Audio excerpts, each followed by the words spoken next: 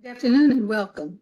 Today's webinar on VA Chaplain Service Innovation Clinical Spiritual Care. This webinar is a collaboration between the U.S. Department of Veteran Affairs, VA Center for Faith-Based and Neighborhood Partnership, CFBNP, and the Veterans Health Administration, National Chaplain Service Office. My name is Truluster Pauling. I am the Senior Outreach Specialist in CFBNP. I will be your moderator this afternoon. Everyone's phone has been muted.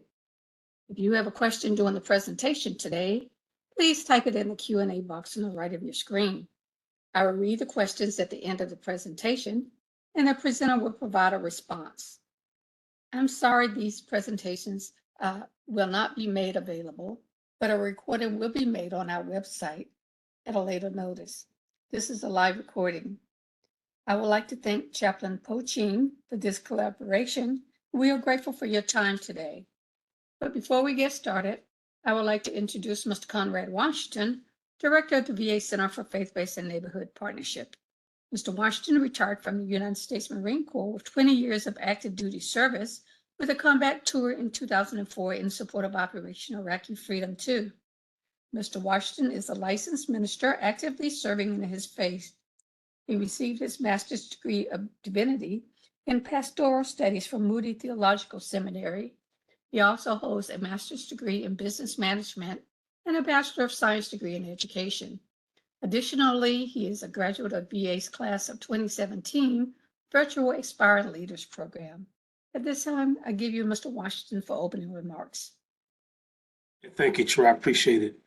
I want to first thank all of you for joining us today. As I always mention, I know there are many choices you have today to join webinars across the nation. We appreciate you stopping by the Department of Veteran Affairs and specifically the Center for Faith-Based Neighborhood Partnership.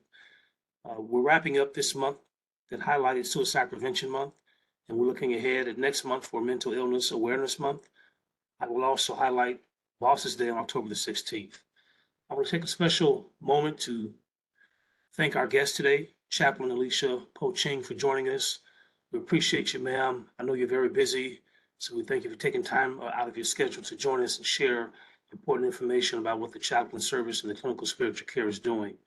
That being said, I'll be quiet and let the webinar continue. So thank you all again for joining us, and I hope you enjoyed today's presentation. Thank you, Mr. Washington. At this time, I would like to introduce Chaplain Ching.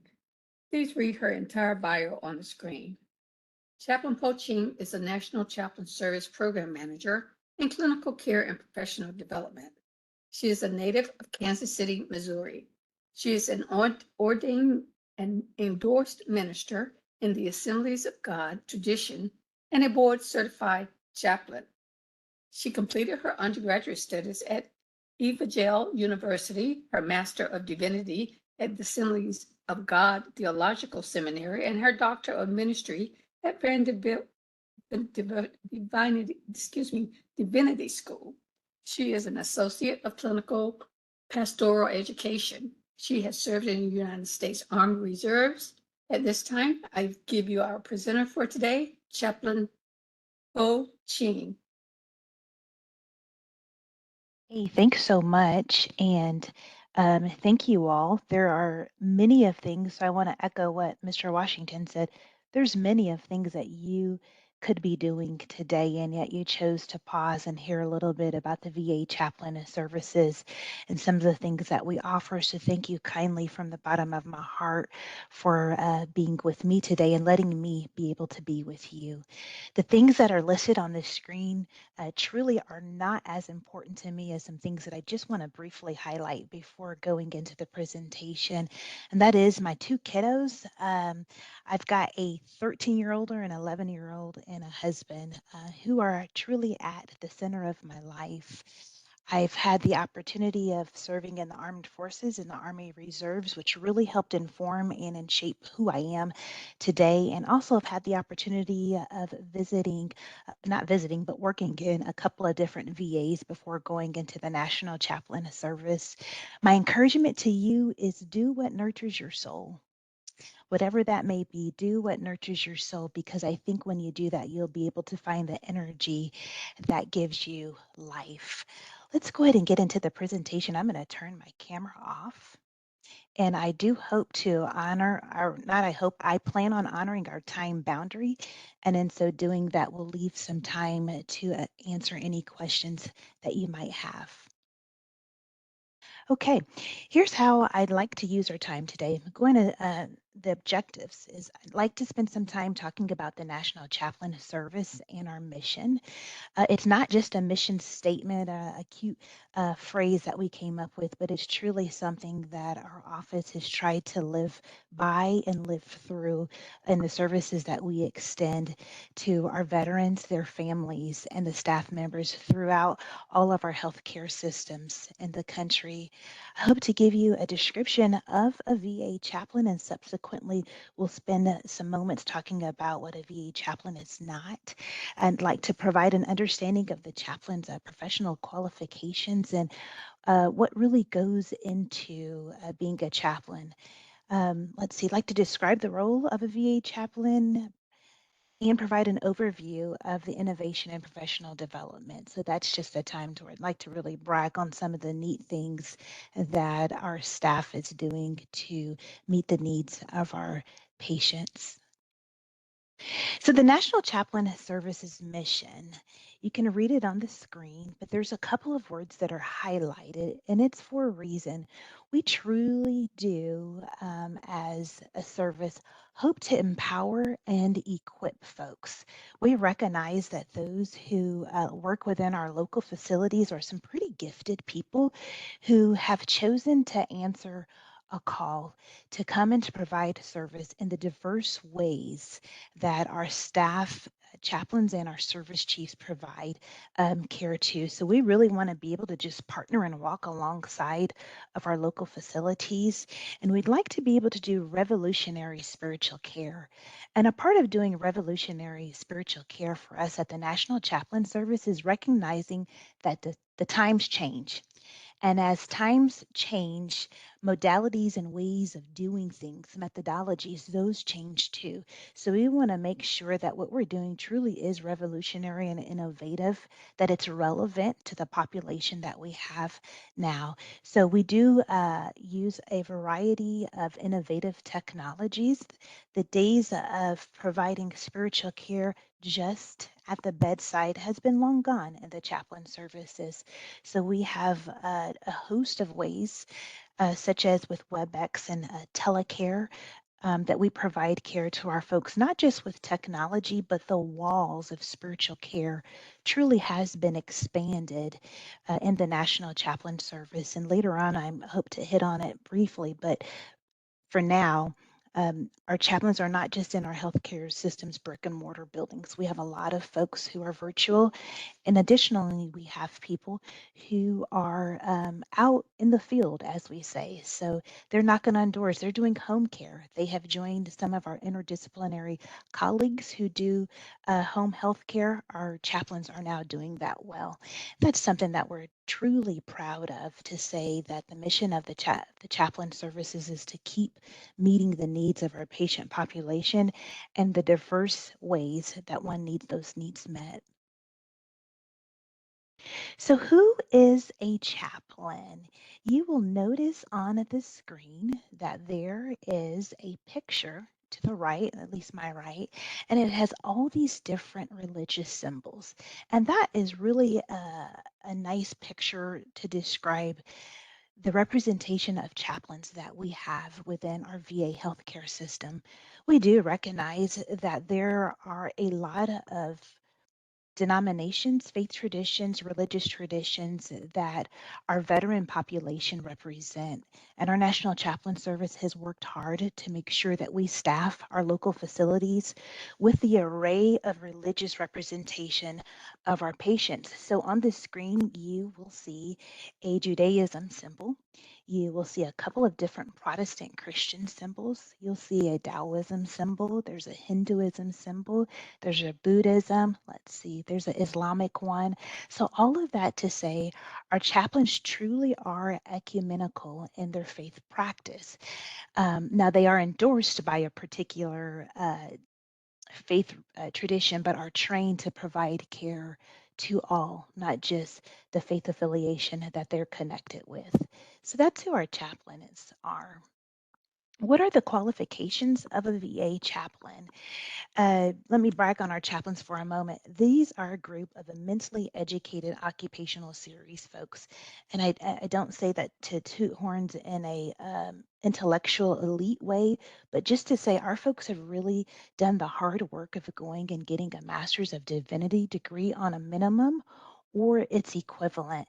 This is a 3-year degree in most seminaries or divinity schools to where folks learn theology, sacred texts, and teaching on a minimum. Additionally, our chaplains have received some sort of an endorsement from a religious judicatory. Um, and if you are interested in becoming a chaplain and are curious about what does endorsement mean, because that's another step in addition to ordination, please, you are welcome to reach out, and I'd love to talk more to you about what endorsement actually means and how to attain a religious endorsement. But all of our chaplains have been endorsed, and in its simplest form, an endorsement is just an additional stamp of faith on an individual in addition to an ordination. And then we also do require on a minimum of 4 units of clinical pastoral education, commonly called CPE. I will spend some more time later on discussing what clinical pastoral education is and how to enroll in some units. So, what does a chaplain do, you may ask? I get this question a lot. What does a chaplain do? I've heard a lot of myths of what we do, and let me just debunk some of those. Chaplains are not social workers with the license to pray. Oftentimes, I hear folks say, "So you're kind of the same thing as a social worker?" And it's like, well, not quite. We do share some parallels with social work, perhaps even some parallels with psychology, but just want to be clear that we're very different in terms of chaplain's primary scope of practice in its absolute simplest form is to provide spiritual and emotional support. But it's not just to our patients. We really work hard to make sure that the whole family is being included, and not just the veteran and family, but also our staff members in our healthcare systems. So we eagerly want to provide spaces for our staff chaplains to get the spiritual and emotional support that they need and want in the various methodologies that a need may present itself. Additionally, what a chaplain does is we establish a non judgmental relationship of trust in which a person can explore basically who they are and what brought them to the place in their life to where they wanted to speak with a chaplain. Let me tell you a little bit about why establishing a non judgmental relationship with a chaplain is so important to us as an occupational series. We recognize that people go through life. And oftentimes, when folks would like to speak to a chaplain, they more oftentimes than not are in some sort of a crisis. Life probably feels chaotic. There's some sort of a medical or healthcare situation, maybe even mental health situation, that has caused one to don at the door of a medical facility. And oftentimes, there's a lot of emotions that might take place within the individual that they just want to process. More often than not, these emotions are generally speaking the more challenging ones that aren't always as comfortable.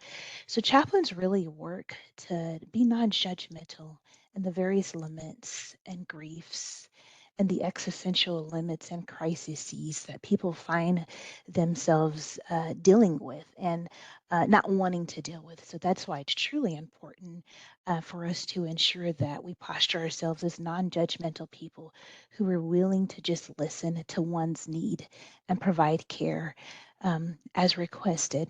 We assist individuals to make meaning out of life experiences using their spiritual resources.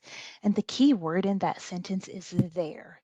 So the there is the patient, the there is the family members, there is the employee.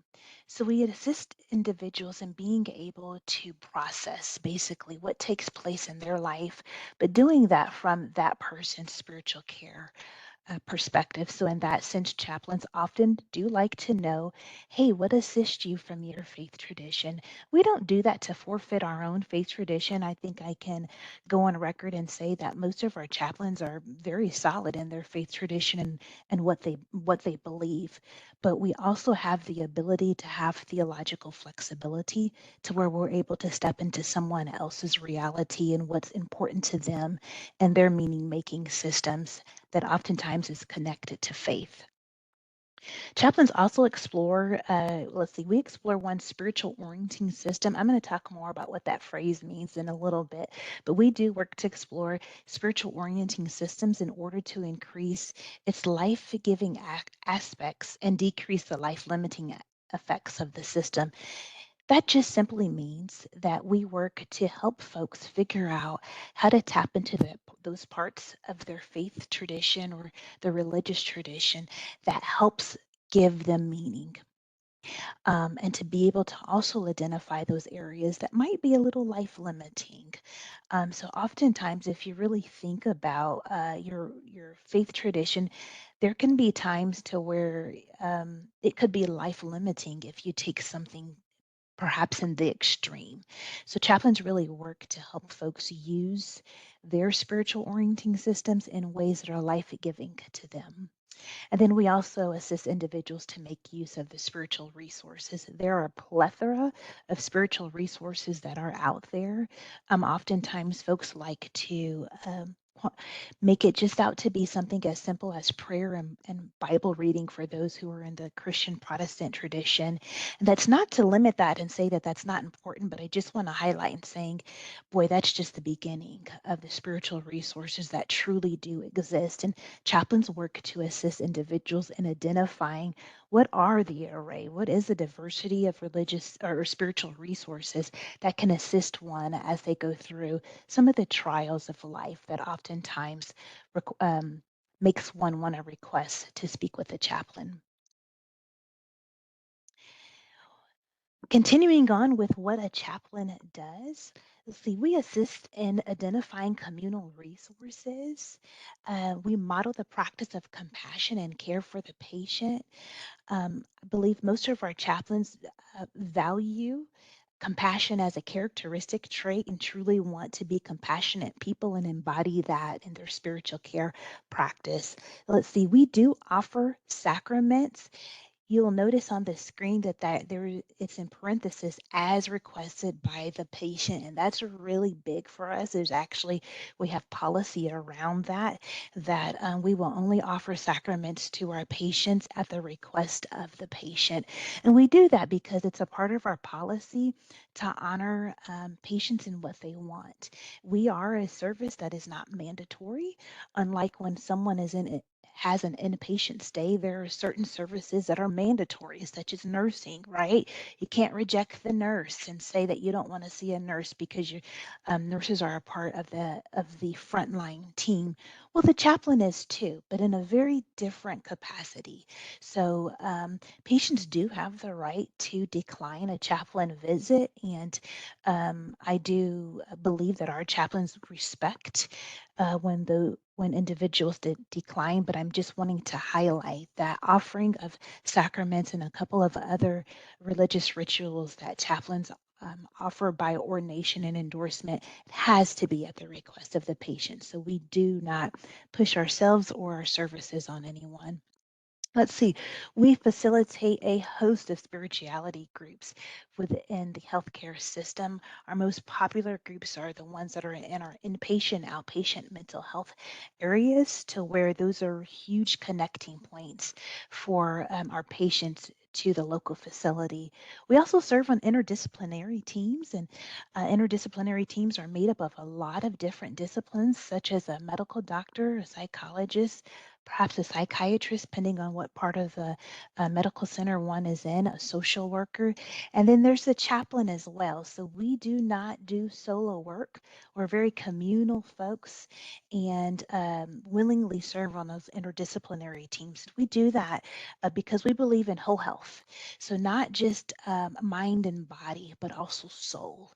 And that's where the chaplain comes in at. Probably the greatest work that we do, or I shouldn't say greatest, but but maybe where most of our time is spent is in one-on-one spiritual care sessions.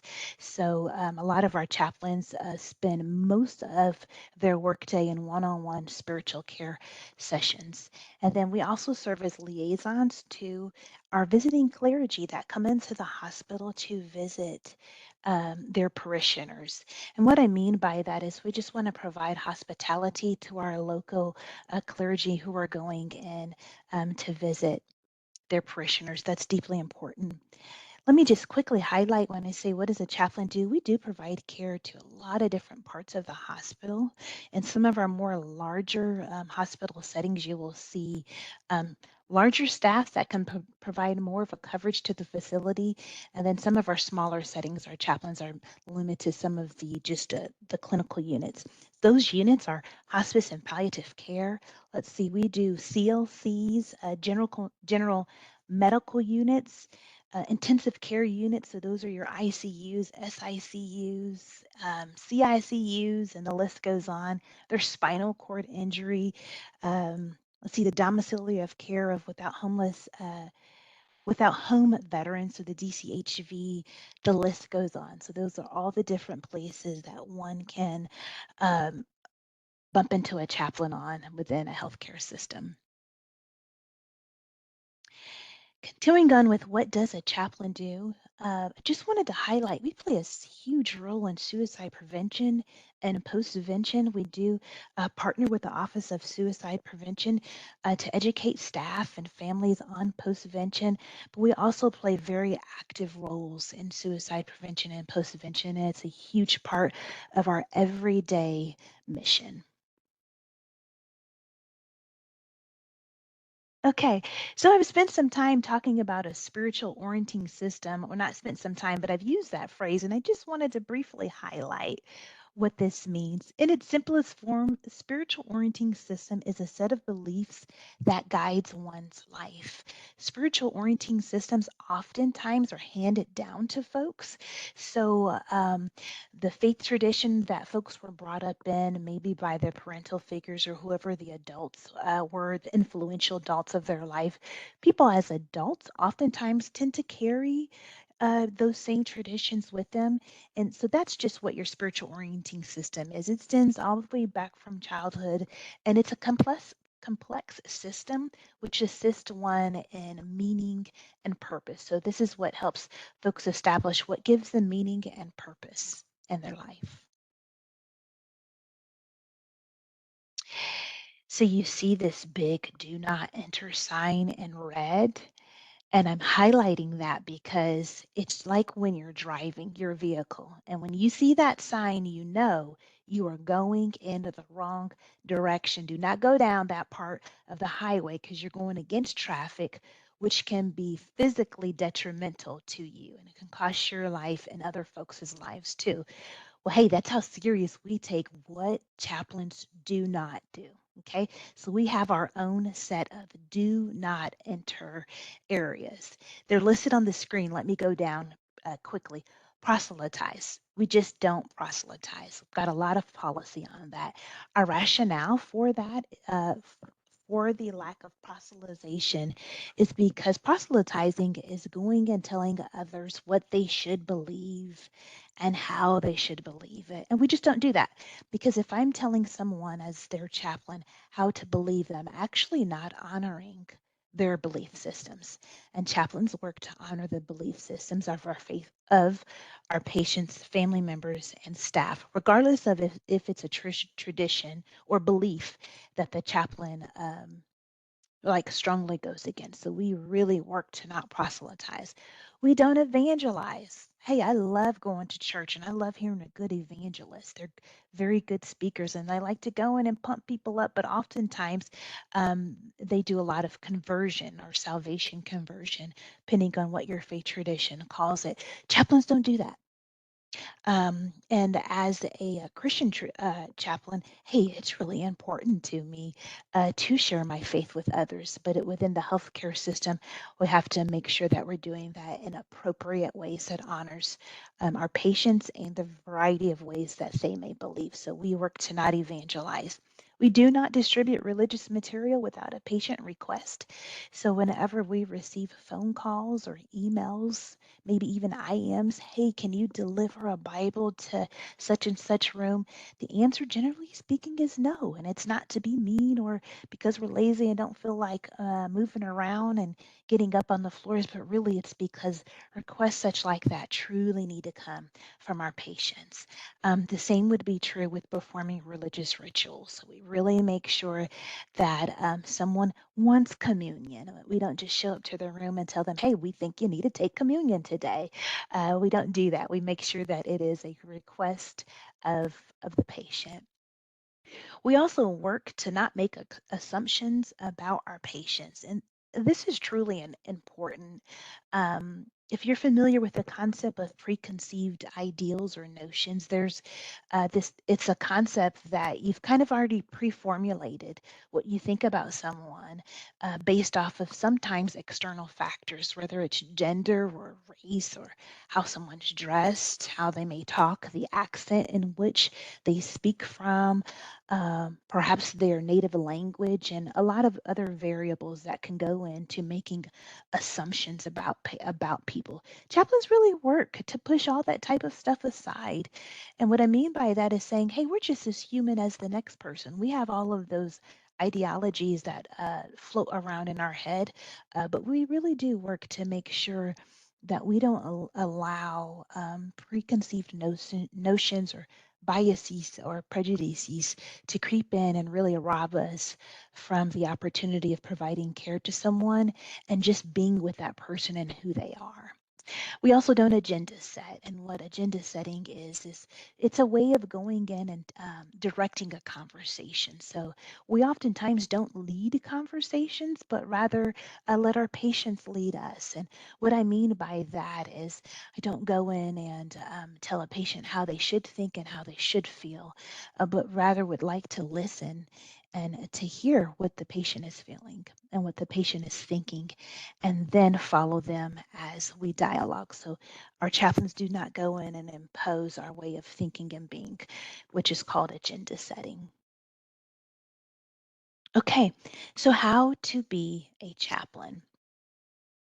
A lot of different ways to go about being a chaplain, but some of there are some standard requirements that a chaplain does need to have. They're listed on the screen there. So without reading those, I just want to highlight the question: do you feel called to provide spiritual and emotional support? And if you do, you may consider reaching out to your local facility chaplain. Chaplains are very easy to get connected with. You can always call one of our VA healthcare systems and just request to be transferred to the chaplain service. We tend to be chatty people, so they, I'm sure, will welcome your phone call. And a good place to start maybe isn't so much in your credentials, because our chaplains can provide some general guidance on how to attain a Master's of Divinity, what process one needs to go through to get the 4 units of CPE. We can talk about board certification and what that process entails. We can tell you all of those logistics, but really our work is heart work. So with that being said, if you feel that call or that tug, or you've often wondered if you've taken interest in the work of the chaplain and would like to explore that more, hey, there might be something there for you to look a little deeper into. And if that's the case for you, I truly do encourage you, get in touch with one of our chaplains. You're always welcome to contact me at the end of the presentation. It will have my contact information on the screen, and myself or someone on my team would love to chat with you about your interest. Okay, so just quickly, there are several different ways to be board certified, and there are 6 different organizations that the National Chaplain Service recognizes as board certification bodies within VHA. You're probably wondering, what does board certification mean? So similar to how our MDs, generally speaking, need to be board certified, or social workers and psychologists, they have their own processes to gain board certification. Well, our chaplains are no different. We also have a board certifying body. So what this means, this is the chaplain has written They have done some written proficiencies to where they have spoken to some prescribed competencies in how to provide spiritual care. They've met before a committee, had a dialogue about their the way that they understand their competency in meeting spiritual care needs, and have either, or not either, but they have successfully passed those committees. So that's the board certification process. There's a lot more nuances that go into it, but I kind of gave you a quick overview. And these are the different bodies that are recognized in the VA as board certifying bodies for our chaplain service.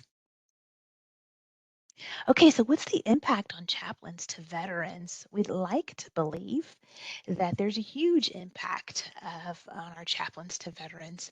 A VA chaplain is someone who has a call within a call, so that's one of our impacts. A VA chaplain's called to ministry to people of all backgrounds. I've kind of highlighted that.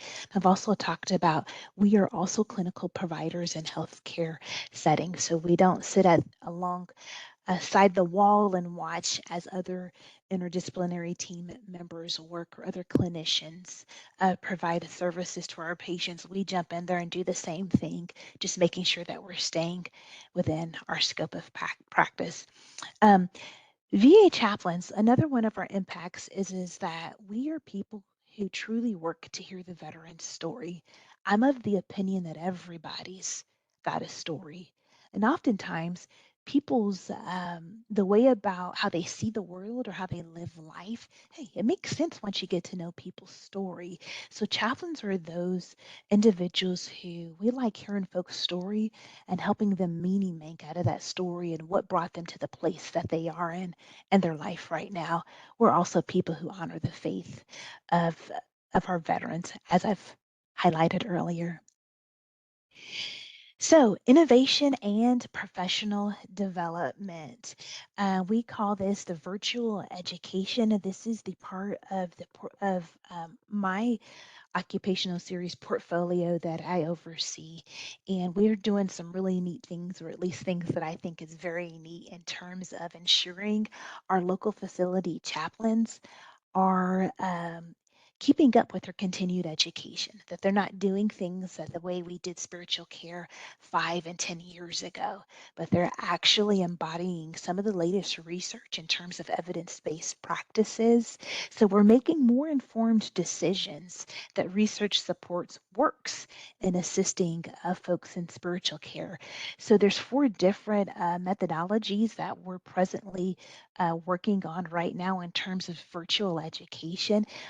One of the outcomes of COVID is it forced our office, like the rest of the world, to find virtual ways to be able to disseminate information and help folks stay connected.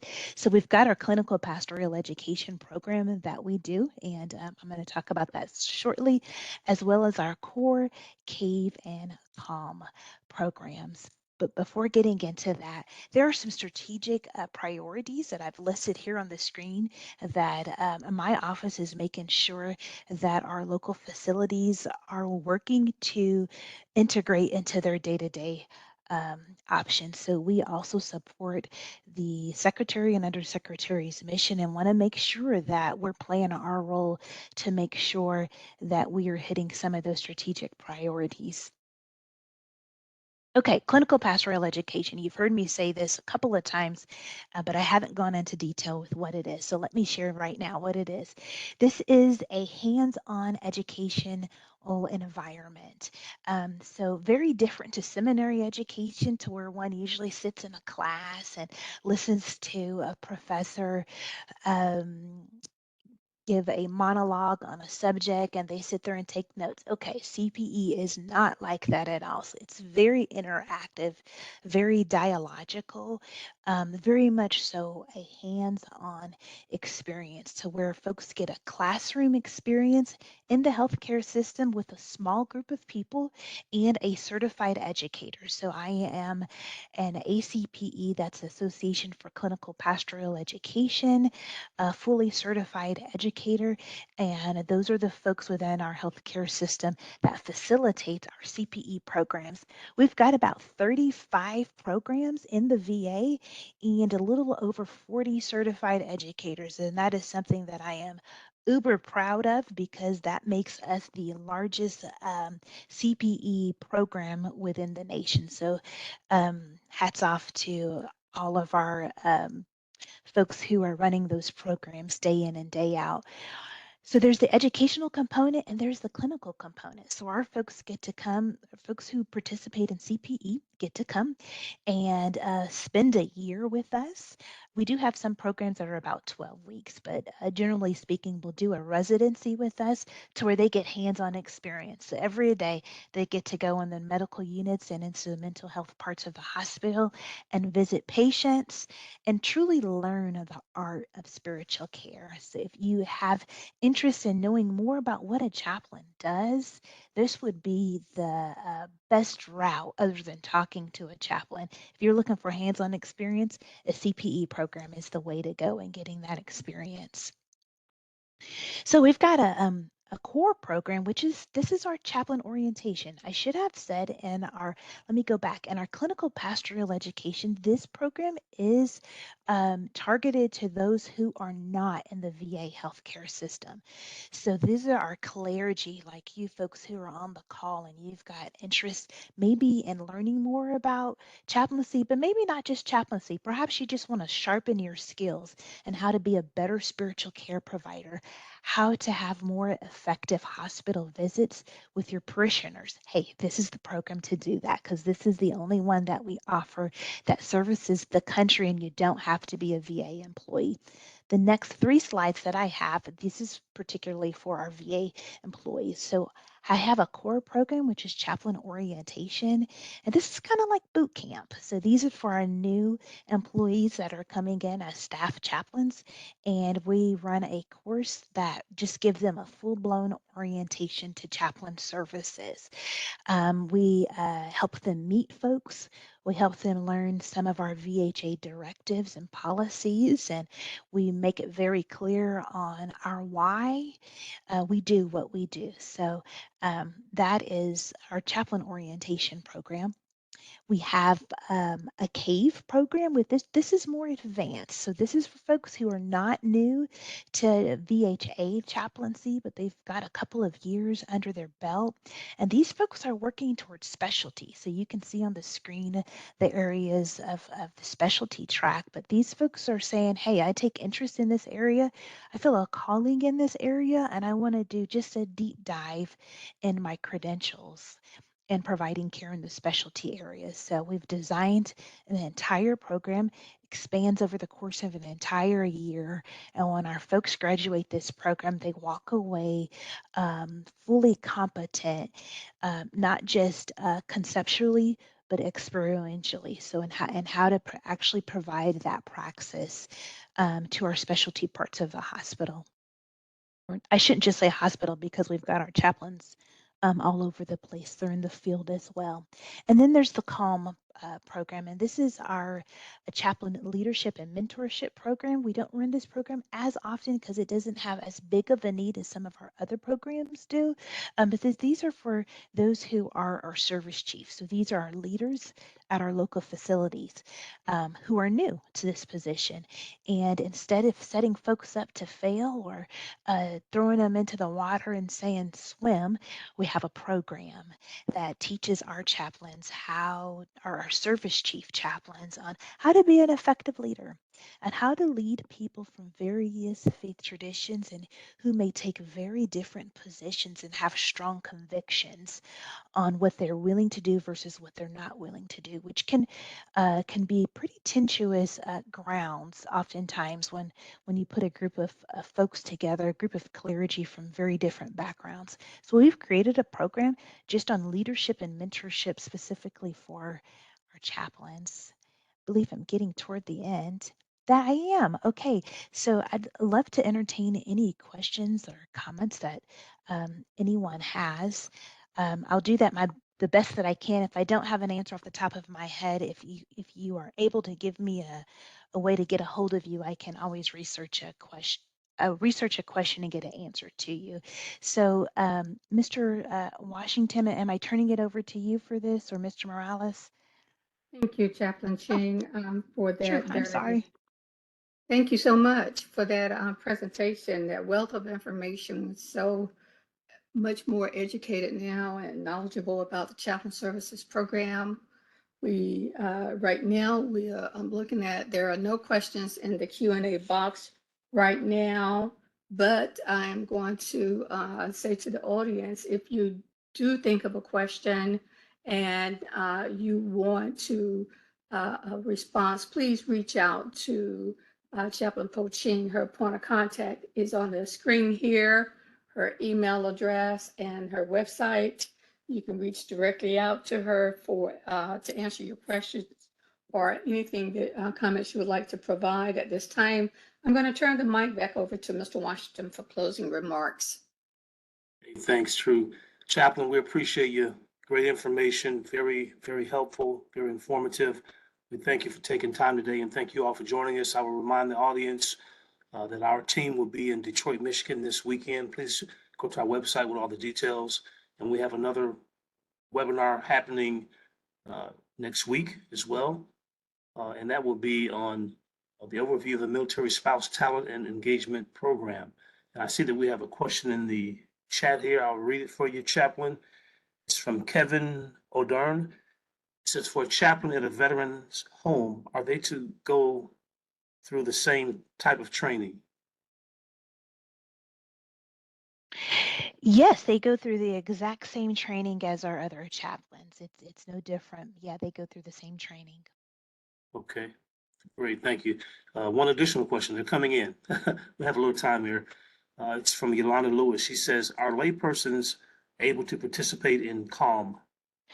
Okay, I wish I could say yes to that, but the CALM program is specifically for VA employees who are in service chief positions.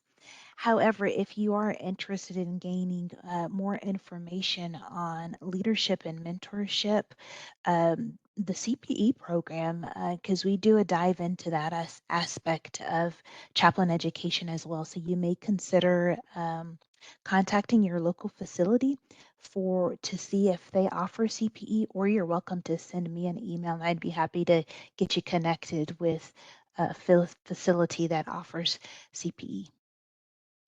Thank you, ma'am. And I'll pass the mic back to Ms. Pauly. Thank you.